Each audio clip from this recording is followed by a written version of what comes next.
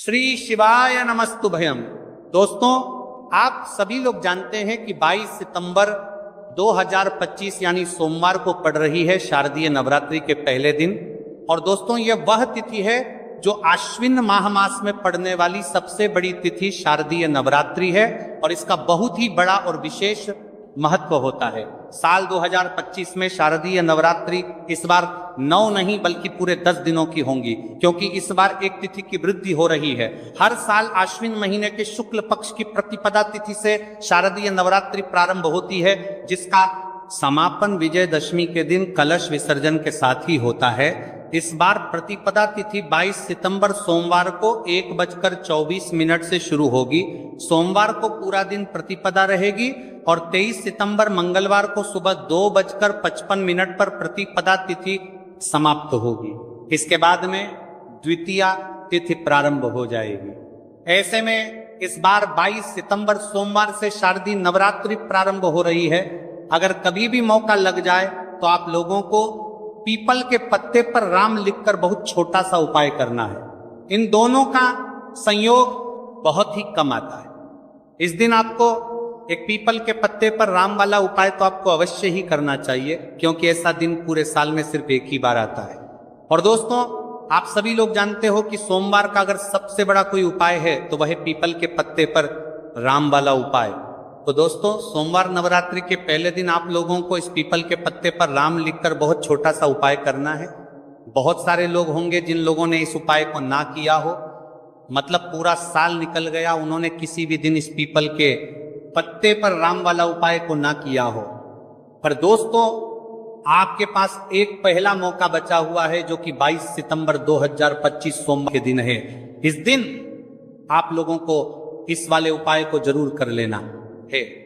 भले ही आपने पूरे भर इस उपाय को ना किया हो, पर अगर आपने इस आश्विन माह के सोमवार के दिन अगर इस वाले उपाय को कर लिया तो आपको इस उपाय को करने का वह फल मिलेगा जिसकी आपने कभी कल्पना भी नहीं करी होगी। इसीलिए आप लोग इस वाले उपाय को एक प्राक्षम के बार जरूर कर लेना है, ताकि आप लोगों के हाथ से यह मौका ना जा सके और आपको इस उपाय को करने का फल मिल सके। दोस्तों, यह उपाय पंडित जी ने अपनी अभी की ही श्री शिव महापुराण की कथा में बताया है जी। इस उपाय को आज हम आपको बहुत अच्छे से समझाने वाले हैं। इस वीडियो को देखने के बाद इस उपाय को समझने के लिए आपको कोई और वीडियो को देखने की जरूरत नहीं पड़ेगी। तो चलिए दोस्तों, उपाय को शुरू करते हैं। देखिए, इस आश्विन माह के सोमवार नवरात्रि के पहले दिन यह इतना खास होता है, इतना महत्वपूर्ण होता है। देखा गया है कभी कभी बड़े बड़े पूजा पाठ अनुष्ठान से जो मनोकामना पूर्ण नहीं होते, वह आश्विन माह के सोमवार नवरात्रि के पहले दिन एक छोटे से उपाय करने से ही आपकी मनोकामना पूर्ण हो जाती है। और बहुत सारे लोगों ने इस उपाय को किया भी है और उनको इस उपाय को करने का फल भी जरूर मिला है।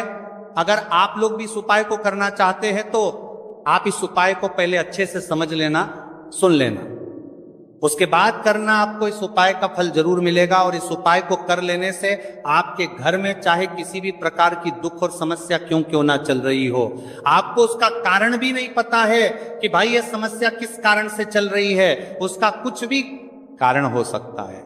जैसे पितृदोष हो सकता है या किसी भी तरह का मंगल दोष भी हो सकता है। तो इस दिन आप लोगों को ये वाला उपाय कर लेना है। ये एक ऐसा उपाय है जिस उपाय को अगर किसी विशेष दिन पर किया जाए तो भाई उस विशेष दिन का जो है वह तो हमें मिलता ही मिलता है, पर हमने उस दिन पर इस उपाय को किया आहे तो हमें उससे भी बड़ा फल मिलता है। और फल बहुत जल्दी मिलता है, क्योंकि आप इस उपाय को बहुत ही बड़े और विशेष दिन पर कर रहे हो। तो चलिए अब उपाय के बारे में बात करते हैं, लेकिन उससे पहले आप लोगों को यह जानना आवश्यक है कि आखिर ये उपाय किस समय करना है, किसको करना है और कैसे करना है। तो चलिए हम आगे आपको वीडियो में एक एक करके बता देते हैं। लेकिन उससे पहले, अगर आप लोग हमारे चैनल पर पहली बार आए हैं या फिर मेरी आवाज आज पहली बार सुन रहे हैं, तो हमारे चैनल को सब्सक्राइब जरूर कर लेना और इस वीडियो को लाइक करके कमेंट बॉक्स में श्री शिवाय नमस्तुभयम, ओम नमः शिवाय जरूर टाइप कर देना। तो दोस्तों, इस पीपल के पत्ते पर राम वाला उपाय को हमें इस सोमवार के दिन कैसे करना है, किसको करना है, किस समय करना है और कहां पर करना है, ये सारे सवालों के जवाब आपको इस वीडियो में मिल जाएंगे। और जो ये वीडियो देखेगा भाई, उसको पीपल के पत्ते पर राम वाला उपाय जरूर करना चाहिए, क्योंकि इस दिन पीपल के पत्ते का भी बहुत ही बड़ा और विशेष महत्व होता है। पीपल के पत्ते पर राम वाला उपाय की तो ये सोने पर सुहागा वाली बात हो जाती है, और ये एक बहुत ही बड़ा उपाय हो जाता है इस सोमवार का। तो अब दोस्तों, इस पीपल के पत्ते पर राम वाला उपाय को आखिर करना किसको है, सबसे पहले हम लोग वो बात जान लेते हैं। तो देखो, घर की जो बड़ी माताएं बहनें होती हैं, उन माताओं बहनों में से कोई भी एक बड़ी माता बहन इस वाले उपाय को कर सकती है। और दोस्तों, अगर आप चाहे तो अपने घर में से सभी सदस्यों को भी इस उपाय को करवा सकती हैं। अगर किसी व्यक्ति की खुद की कोई मनोकामना है, खुद की कोई दुख और परेशानी है जो कि वह अपने लिए ही करना चाहता है, इस वाले उपाय को तो वह खुद अपने लिए भी कर सकता है। बाकी अगर कोई घर में से ऐसा है जो कि अपने पूरे घर परिवार की सुख और शांति के लिए ये वाला उपाय करना चाहता, तो भाई वो भी कर सकता है, उसमें भी कोई दिक्कत वाली बात नहीं है। कहने का मतलब यह है कि इस उपाय को हर एक सदस्य भी कर सकता है, और पूरे घर परिवार के सदस्य के लिए घर की बड़ी माताओं बहनों में से कोई एक माता बहन भी कर सकता है। माताएं बहनें अगर घर में उपस्थित ना हो या वह ये वाला उपाय ना कर पा रही हो, तो फिर घर का कोई बड़ा सदस्य भी इस पीपल के पत्ते पर राम वाला उपाय को कर सकता है, चाहे फिर वह पुरुष ही क्यों ना हो, उसमें कोई भी दिक्कत वाली बात नहीं है। उसके बाद सदस्य भी पत्ते पर राम वाला उपाय को कर सकता है। बाद में दोस्तों, जो अगला प्रश्न निकल कर आता है वह यह आता है इस उपाय को लेकर कि आखिर इस उपाय को हमें किस समय करना है, सुबह के समय करना है कि शाम के समय करना है। तो देखो, इस वाले उपाय को आप लोग सुबह के समय भी कर सकते हो और शाम के समय प्रदोष काल में भी कर सकते हो। अब अगर आप पूछो कि भाई साहब सबसे उत्तम समय कौन रहेगा इस पीपल के पत्ते पर राम वाला उपाय को करने का, तो हम आपसे बस यही कहेंगे कि इस उपाय को आप सुबह के समय करेंगे तो ज्यादा बेहतर होगा। बाकी अगर प्रदोष काल शाम के समय भी करेंगे तो भी अच्छा होगा, उसमें कोई भी दिक्कत वाली बात नहीं है। तो अब दोस्तों, जो अगली सबसे बड़ी और महत्वपूर्ण बात आती है वो ये आती है कि सुबह अगर हम उपाय को करेंगे तो हमें कितने बजे से लेकर कितने बजे तक के बीच में करना है, और शाम के समय प्रदोष काल में करेंगे तो हमें कितने बजे से लेकर कितने बजे के बीच में करना है। तो देखो, सुबह जितनी जल्दी हो सके आप उपाय को करने की कोशिश करना। बाकी अगर किसी कारणवश लेट भी हो जाओ, थोड़ी देर भी हो आए, तो 10 या 11 बजे तक भी आप उपाय कर लेना, पर 12 बजे से ज्यादा देरी ना हो, ठीक है, इस बात का ध्यान रखना। उसके बाद में दोस्तों, अगर शाम के समय प्रदोष काल की बात करें, प्रदोष काल का जो समय है होता है वह शाम के 6 बजे से शुरू हो जाता है। मतलब शाम के 6 बजे से लेकर 7 बजे के बीच का जो समय होता है, ये समय प्रदोष काल का समय होता है। तो आप इस उपाय को 7 या 8 बजे के बीच में भी कर सकते हो। मतलब शाम के 6 बजे से रात 8 बजे के बीच में आप कभी भी इस वाले उपाय को कर सकते हो, उसमें कोई भी दिक्कत वाली बात नहीं है। हमें किसी भी दिन आपको पीपल के पत्ते पर राम लिखकर बहुत छोटा सा उपाय करना है। ऐसा समझ लीजिए, जितने भी आपके शत्रु हैं, जो भी आपके विरोधी हैं, दुश्मन हैं, जो आपको हर तरफ से परेशान कर रहे हैं, अब उन शत्रुओं की अकड़ निकलेगी। शत्रु का किया कराया भी तुरंत हट जाएगा जब सोमवार में आप इस छोटे से उपाय को करेंगे। तो देखिए, आज की वीडियो विशेषकर उन लोगों के लिए ही है जो अपने जीवन में शत्रुओं से और दुश्मन से बहुत ज्यादा परेशान हो चुके हैं। देखिए, जगत जननी मां जगदम्बा का हम सोमवार में पूजन करते हैं और उनसे जुड़े हुए उपाय करते हैं। साथ ही साथ आपको बता दें कि सोमवार में संकट मोचन हनुमान जी का पूजन करने से और उनसे जुड़े हुए कुछ उपाय करने से जीवन के बड़े से बड़े कष्ट भी क्षण भर में दूर हो जाते हैं।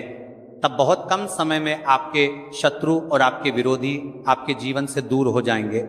आपके दुश्मन लाख कोशिश करने के बाद भी आपका बाल भी बांका नहीं कर पाएंगे अगर आप सोमवार में इस छोटे से उपाय को कर लेते हैं। अब देखिए, आज का जो समय है ये कलयुग का समय है, और कलयुग के एकमात्र देवता जो अपने भक्तों के जीवन से सारे कष्टों को दूर कर देते हैं वह स्वयं है संकट मोचन हनुमान जी।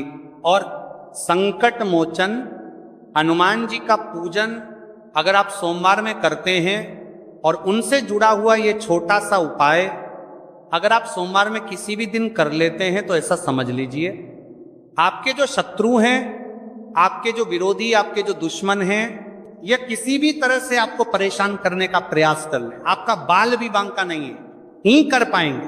दूसरी चीज, अगर आपके शत्रु ने आपके ऊपर कोई भी तंत्र मंत्र करवा रखा है, कोई भी जादू टोना, कोई भी ब्लैक मैजिक आपके ऊपर करवा दिया है या करवाने का प्रयास कर रहे हैं, ऐसा समझ लीजिए वो किया कराया आप तक पहुंचेगा ही नहीं। और अगर आप तक पहुंच गया है कोई भी ब्लैक मैजिक, तुरंत हट जाएगा जब आप इस छोटे से उपाय को सोमवार में करेंगे। देखिए उपाय छोटा है लेकिन बहुत महादिव्य चमत्कारी है। मतलब उपाय को करने में ना तो आपका ज्यादा समय जाएगा, ना ही इसमें आपके ज्यादा पैसे लगने वाले हैं। और ऐसा समझ लीजिए कि एक बार ही अगर आपने इस उपाय को सोमवार में कर लिया तो इसका महादिव्य चमत्कार आप खुद देख लेंगे।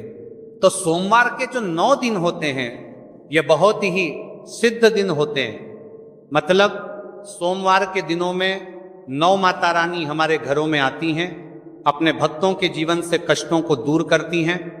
साथ ही साथ आपको बता दें कि सोमवार के टाइम पर जब भी आप संकट मोचन हनुमान जी के उपाय करते हैं तो माँ दुर्गा की आपको असीम और विशेष कृपा मिलती है।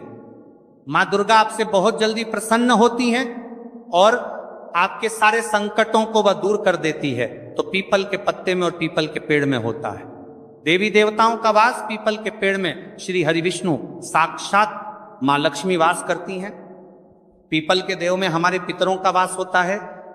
पीपल का जो पेड़ होता है इसका पूजन करने से शनिदेव की कृपा, उनका आशीर्वाद मिलता है। और पीपल का पत्ता जो है इसका उपाय सोमवार में करने से व्यक्ति के जीवन से बड़े संकट और कष्ट दूर हो जाते हैं, जिसमें कि शत्रु और आपके दुश्मन जो हैं ये पूरी तरह परास्त हो जाएंगे, चारों खाने चित हो जाएंगे और कभी भी आपका कुछ नहीं बिगाड़ पाएंगे। अगर ये उपाय आप करते हैं तो देखिए ये उपाय स्त्रियां भी कर सकती हैं, पुरुष भी कर सकते हैं। किसी भी दिन आप करते हैं भी पक इस उपाय को कर सकते हैं, ठीक है ना। इसमें दिन आपको नहीं देखना है कि किस दिन करें, जिस दिन आप चाहा उस दिन इस उपाय को आप कर सकते हैं। तो सोमवार के दिन आपको पीपल का पत्ता तोड़ना नहीं है, उससे एक दिन पहले ही तोड़कर आप पीपल का पत्ता ले आ, या गिरा हुआ जो पत्ता होता है पीपल का वो आप ले लें, ठीक है ना। बस इस चीज का आपको ध्यान रखना है कि सोमवार के दिन पीपल के पेड़ से कोई भी पत्ता हम नहीं तोड़ते, इस चीज का आपको विशेष ध्यान रखना है। तो आपको लेना है पीपल का एक पत्ता और शुद्ध जल से उसे साफ कर लेंगे पहले, जिससे कि धूल मिट्टी अगर पीपल के पत्ते पर हो तो वो हट जाए। फिर गंगा जल का थोड़ा सा छिड़काव यानी थोड़ी सी छींटे आपको इस पीपल के पत्ते पर मारनी है और इस पीपल के पत्ते को फिर कपड़े से पोंछकर आपको साफ कर लेना है, बिल्कुल सुखा लेना है। अब आपको लेना है थोड़ा सा सिंदूर, जो केसरिया वाला सिंदूर आता है जो हम संकट मोचन हनुमान जी को चढ़ाते हैं, वह केसरिया सिंदूर आपको लेना है। थोड़ा सा जल डाल के इसे गीला कर लेंगे और इसी सिंदूर से इस पीपल के पत्ते पर आपको भगवान राम का नाम लिखना है। अब किससे लिखेंगे? माचिस की तीली ले सकते हैं, उससे लिख सकते हैं, किसी भी तरह से आपको भगवान राम का नाम इस पीपल के पत्ते पर लिखना है। लिख लिया, एक आपको चमेली के तेल का या सरसों के तेल का दीपक तैयार करना है और एक कोई भी आपको लेनी है मिठाई में। यहां पर आप बूंदी का प्रसाद ले सकते हैं, बेसन का लड्डू ले सकते हैं, और अगर आप इमरती ले लेते हैं तो ये और भी उत्तम है। देखिए इमरती का जो भोग होता है ये संकट मोचन हनुमान जी को बहुत ज्यादा प्रिय है। अब ये सारी चीजें लेकर आपको जाना है संकट मोचन हनुमान जी के मंदिर में। तो देखिए सबसे पहले आपको संकट मोचन हनुमान जी के सामने ये दीप प्रज्वलित करना है जो आप लेकर के गए हैं। आपने चमेली के तेल का दीपक तैयार करा है या सरसों के तेल का, सबसे पहले दीपक आप जला देंगे और दीप जलाने के बाद आपको जो पीपल का पत्ता आप लेकर के गए थे वह पत्ता आपको संकट मोचन हनुमान जी को अर्पित करना है, वहां चढ़ाना है। और जो भी भोग में आप लेकर के गए हैं, चाहे आपने बेसन के लड्डू लिए, बूंदी का प्रसाद लिया या फिर इमरती, जो भी कुछ आपने लिया है उसका भोग लगाना है और संकट मोचन हनुमान जी से आपको प्रार्थना करनी है कि हे जगत का कल्याण करने वाले संकट मोचन हनुमान जी, संकटों को हरने वाले, मेरे जीवन से शत्रु और दुश्मनों को भी दूर कर दीजिए। शत्रु का किया कराया तंत्र मंत्र सब कुछ हट जाए, ऐसी कृपा मुझ पर कीजिए। इस तरह से आपको प्रार्थना करनी है और 108 बार जय श्री राम, जय सीताराम, जय श्री राम, जय सीताराम, जय श्री राम, जय सीताराम, इस तरह से आपको जयकारा लगाना है। क्योंकि भगवान राम का नाम संकट मोचन हनुमान जी को सबसे ज्यादा प्रिय है, तो जयकारा लगा देंगे। और देखिए, अगर एक बार हनुमान चालीसा पढ़ पाए तो आप एक बार हनुमान चालीसा ऐसा ऐसा जरूर पढ़ें, ठीक है ना? ज्यादा बार नहीं तो एक बार जरूर पढ़ें। जयकारा तो आपको बिल्कुल से लगाना है। और इस छोटे से उपाय को किसी भी दिन कर लीजिए, सुबह कर लीजिए, शाम को कर लीजिए, और किसी भी दिन, जैसे सोमवार की तिथि जो होती है ना, ये बहुत बड़ी होती है, आप उस दिन भी इस उपाय को कर सकते हैं, जरूर से करें। शत्रुओं और दुश्मन आपके जो विरोधी हैं ये पूरी तरह चारों खाने चित हो जाएंगे और आपका बाल भी वहां का नहीं कर पाएंगे। तो देखिए, इस उपाय को आप 9 दिन भी कर सकते हैं, 2-3 बार भी कर सकते हैं। अगर आप ज्यादा बार नहीं कर पा रहे हैं तो एक बार आपको इस उपाय को जरूर से करना चाहिए। तो देखिए, इस उपाय को करने से जो आपके सामने से शत्रु हैं वह भी परास्त हो जाएंगे। जो पीठ पीछे वार करते हैं, पीठ पीछे तंत्र मंत्र करवाते हैं, वह शत्रु भी चारों खाने चित्त हो जाएंगे। बस छोटा सा उपाय है, जरूर करें। तो देखिए, अब बात कर लेते हैं अपने एक बहुत छोटे से उपाय की, जिसे सोमवार में करने से आपकी हर मनोकामना पूरी हो जाती है। ये उपाय आप अपने घर पर ही कर सकते हैं, कहीं जाने की आवश्यकता नहीं है।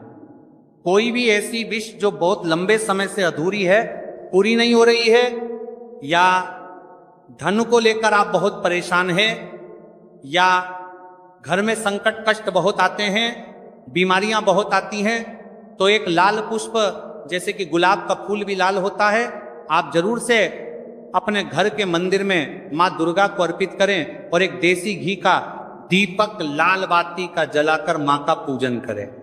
सोमवार में अगर लाल रंग से जुड़ा हुआ ये उपाय आप करते हैं, आपकी सारी मनोरथ, सारी मनोकामनाएं माँ पूरा कर देंगी। क्योंकि लाल रंग माँ दुर्गा को बहुत प्रिय है। लाल पुष्प और लाल रंग की बाती का दीपक आपकी बड़ी से बड़ी मनोकामना को भी पूरा कर देगा। सोमवार में यह उपाय आप किसी भी दिन कर सकते हैं। दूसरे उपाय की हल्दी वाला जल आपको अपने घर में किस जगह पर डालना है और उपाय को कैसे करना है और कैसे ये हल्दी वाला जलते, आश्विन माह का सोमवार एकादशी के दिन जब आप अपने घर में डालते हैं, छीनते हैं, उपाय को करते हैं, तो सीधे सीधे माँ लक्ष्मी आपसे प्रसन्न होकर आपके घर में आती हैं और श्री हरि विष्णु के साथ आती हैं। स्थिर लक्ष्मी का आपके घर में वास होता है। कहने का मतलब है कि फिर कभी भी माँ लक्ष्मी आपके घर को छोड़कर नहीं जाती है। जो लोग कहते हैं कि हमारे घर में धन तो आता है लेकिन चला जाता है लेकिन फिजूल खर्ची बहुत है। धन तो घर में आता है लेकिन तिजोरी कभी धन से भरी नहीं रहती है, खाली हो जाती है। तो 90% लोग ऐसे होते हैं जिनके जीवन में ये समस्या होती है कि हमारे घर में स्थिर लक्ष्मी का वास नहीं है। देखिए, हम सभी चाहते हैं ना कि मती और बासमी और बासमी और बासमी और बासमी और बासमी और बासमी और बासमी और बासमी और बासमी और बासमी और बासमी और बासमी और बासमी और हाँ, लक्ष्मी और श्री हरि विष्णु हमेशा हमारे घर में रहे, उनका आशीर्वाद बना रहे। हम हमारे जीवन के जितने भी दुख हैं उनका सामना जो है बहुत आसानी से कर सके। देखिए, जब व्यक्ति के पास पैसा नहीं होता है ना, तो वो बहुत सारे कष्ट दुख उसके जीवन में जब आते हैं उनका सामना भी नहीं कर पाता है, और जब उसका आर्थिक पक्ष मजबूत होता है तो बहुत सारी समस्याएं उसे अपने जीवन में जो आती हैं वह छोटी लगती हैं। लेकिन अगर पैसा भी पास नहीं है तो छोटी छोटी प्रॉब्लम्स और छोटी छोटी चीजें जो कौन सकता है कुछ सारी कर पा सकता है हमारे जीवन में आती हैं, वो भी बहुत बड़ी लगने लगती हैं। तो आपको करना क्या है, आपको यहाँ पर लेना है गंगा जल। तो देखिए, सबसे पहले तो आपको अपने पूरे घर में गंगा जल का छींटा लगाना है, ठीक है ना। गंगा जल आपके घर से जितनी भी नेगेटिव एनर्जी होती है उसे बाहर कर देता है, ठीक है ना। गंगा जल का छिड़काव जब आप करते हैं, उसके बाद कोई पूजा पाठ करते हैं, कोई उपाय करते हैं, वह पूरी तरह से सफल होता है, क्योंकि आपके घर में पॉजिटिव एनर्जी, सकारात्मक ऊर्जा आ जाती है, ठीक है ना। तो इतना करने के बाद आपको क्या करना है, एक लोटे के अंदर या एक कटोरी किसी भी चीज के अंदर आपको अपने घर का शुद्ध जल लेना है। ले लिया, उसके बाद पिसी हुई हल्दी उसके अंदर मिलानी है, मिला दी, जब हल्दी आपको मिलानी है, ठीक है ना, उस समय आपको श्री हरि विष्णु का ध्यान करना है। श्री हरि विष्णु से प्रार्थना करनी है कि मेरे घर में धन बढ़े और कभी भी मेरे घर की जो सुख समृद्धि है उसमें कमी ना आए, ठीक है ना। जब आप जल मिला लेंगे उसके बाद आपको तुलसी का एक पत्ता लेना है, तुलसी का पत्ता पहले ही तोड़ लें। सोमवार एकादशी के दिन भूलकर भी आपको नहीं तोड़ना है तो वाले दिन नहीं तोड़ेंगे, उससे पहले ही तुलसी का पत्ता तोड़कर रख लें। अगर आपके घर में तुलसी का पौधा इस टाइम सूख गया है, नहीं है था, वो जहां पर भी आप